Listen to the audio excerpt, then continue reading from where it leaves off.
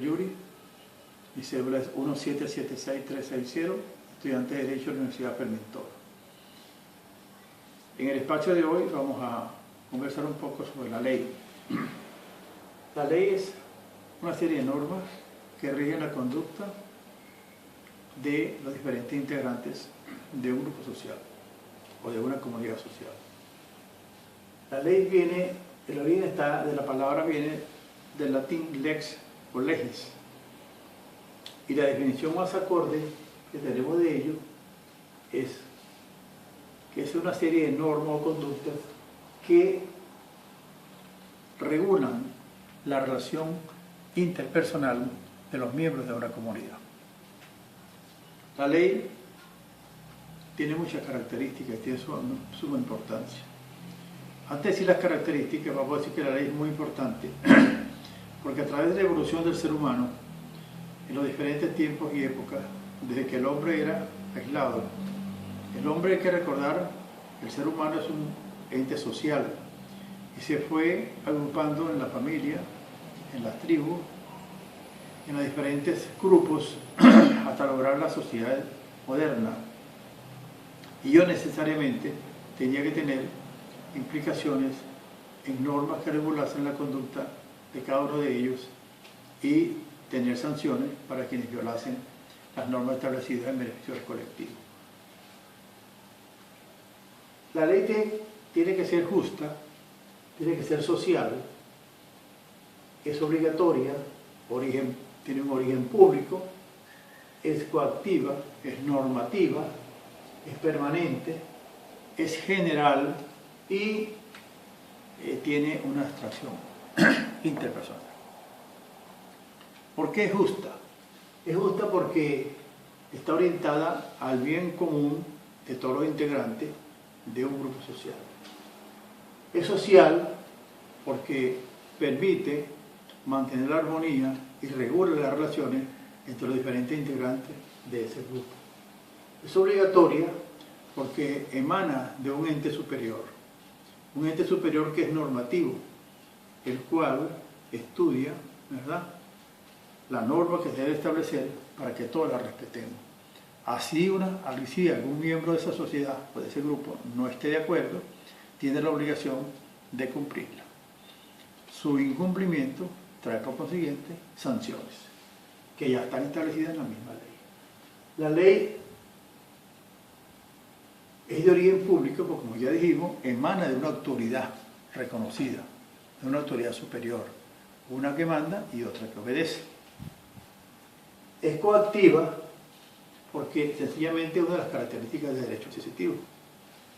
Es normativa porque abarca un número indeterminado de hechos en todo el tiempo. Es permanente porque cuando la ley se promulga, ¿verdad?, no tiene una fecha de vencimiento. Solamente esta ley, ¿verdad?, puede ser abrogada o puede ser modificada o derogada, total o parcialmente, de acuerdo a las necesidades de los grupos sociales y a la evolución de la sociedad.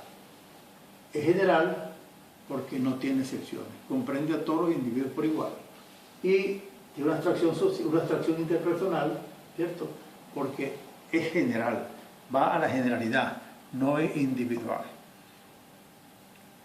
La ley, ¿cómo se produce una ley?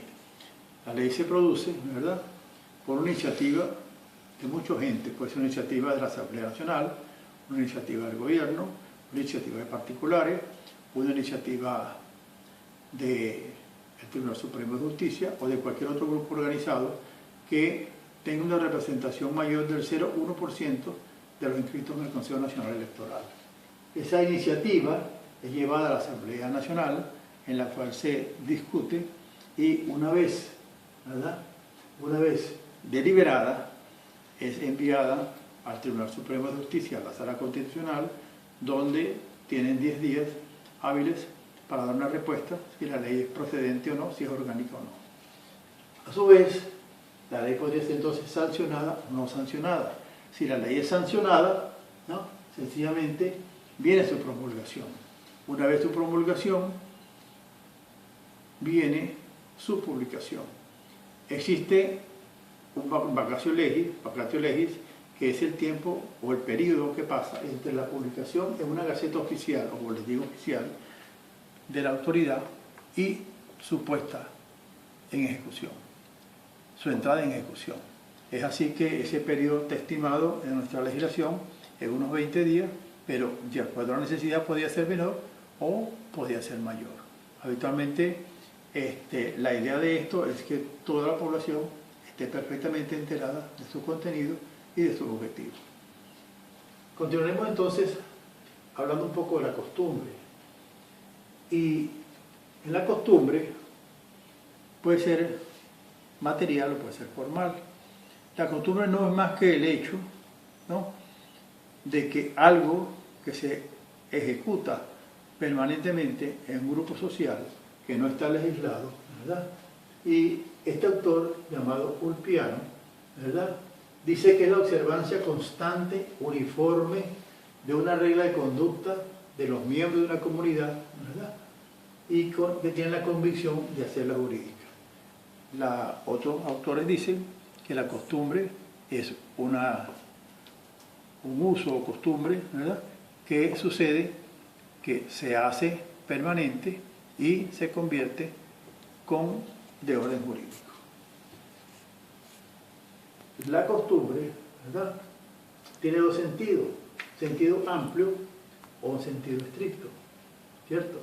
El sentido amplio, por lo menos, la novia debe casarse siempre de blanco. En los cócteles el vestido debe ser largo. En las hay ciertas ceremonias en que hay que vestir con rigidez, hay que vestir de negro, hay que vestir de francia. Es una costumbre que es reiterada. Y en la parte estricta, ¿cierto?, cuando esta práctica popular, habitual de este grupo social, se adquiere categoría jurídica. La costumbre, ¿verdad?, puede ser externa o interna, ¿sí?, sobre los elementos que la componen. Puede ser interna o externa. La externa son objetivos y la interna subjetivo. En lo que respecta a lo externo, ¿verdad?, tiene algunas condiciones, como son generalidad, constancia y uniformidad. Debe ser general, que todos los miembros de esa comunidad ejerzan la misma costumbre. Debe ser constante, que no pierda valor en el tiempo y que no cambie y que sea usada por todos, ¿verdad? Y debe ser uniforme, debe ser la misma costumbre, constante en el mismo tiempo, en el mismo grupo social, para que ella adquiera, ¿verdad?, categoría jurídica. De acuerdo a su naturaleza, la costumbre tiene algunas teorías. La teoría legalista, en la que le da un valor intrínseco al Estado, es el Estado el único que reconoce si esa costumbre es jurídicamente válida o no lo es. Y la teoría del valor intrínseco, que es lo contrario, dice que la costumbre, por ser un hecho repetitivo, constante, ¿verdad?, general de ese grupo social, tiene valor. Y la teoría de la voluntad social, que es el conjunto de las dos anteriores, y le da tanto, dice que la voluntad popular, ¿cierto?, le da méritos, ¿verdad?, a esa costumbre, ¿cierto?, a un uso también que se convierte en costumbre, que se convierte en ley, para que tenga valor jurídico, ¿verdad? En ellos vamos a ver que existen, ¿verdad?, ¿cuál es el valor? Existe un valor de tipo, en los procesos judiciales, de la costumbre. Vamos a poner un ejemplo. Por lo menos Inglaterra no tiene constitución formal. Inglaterra tiene un máximo valor la costumbre. Lo que hace esa comunidad es ley. En Venezuela no tiene un valor máximo, tiene un valor mínimo, porque la costumbre, ¿verdad?, no está normada, no se ha convertido en ley, ¿no? En los juicios, de acuerdo al criterio del señor juez, esto podría tener valor intrínseco o no tener valor, ¿verdad? ¿Qué clases de costumbre tenemos las costumbres que están conformes a la ley, o sea, que costumbres que están respaldadas por una norma legal ya promulgada. Tenemos clases al margen de la ley que son lo contrario, que no están dentro de la ley, ¿cierto? No están habilitadas en ese momento. Y las que están contra la ley, son abiertamente contrarias a lo que dice la normativa legal. Posteriormente vamos a hablar de las fuentes del derecho. Se dice que las fuentes del derecho, dice que el uso y las costumbres se convierten en ley y son fuentes del derecho. El derecho en su forma evolutiva, porque hay que recordar que el derecho es la máxima creación, una de las casi perfectas creaciones del ser humano, ¿verdad?, para lograr salir de la barbarie y normalizar las relaciones interpersonales de los miembros de las sociedades, ¿cierto?, para tener una vida armónica, de justicia, de equidad y de paz. Entonces, la fuente del derecho está la equidad, está la doctrina y está la analogía, ¿no? En esa situación, ¿verdad?, la equidad no es más que una justicia con carácter humanístico y humanitario, y que sea flexible. En lo que respecta a la doctrina, es lo que estudian los estudiosos, ven la evolución del derecho y la evolución de la costumbre sobre el derecho para irle dando categorización. Y en lo que respecta a la analogía, eso le corresponde ya al sano criterio del señor juez para determinar si es una cosa que no está escrita, ¿verdad?, que no es una costumbre que está reconocida, puede ser por analogía para hacer un dictamen legal.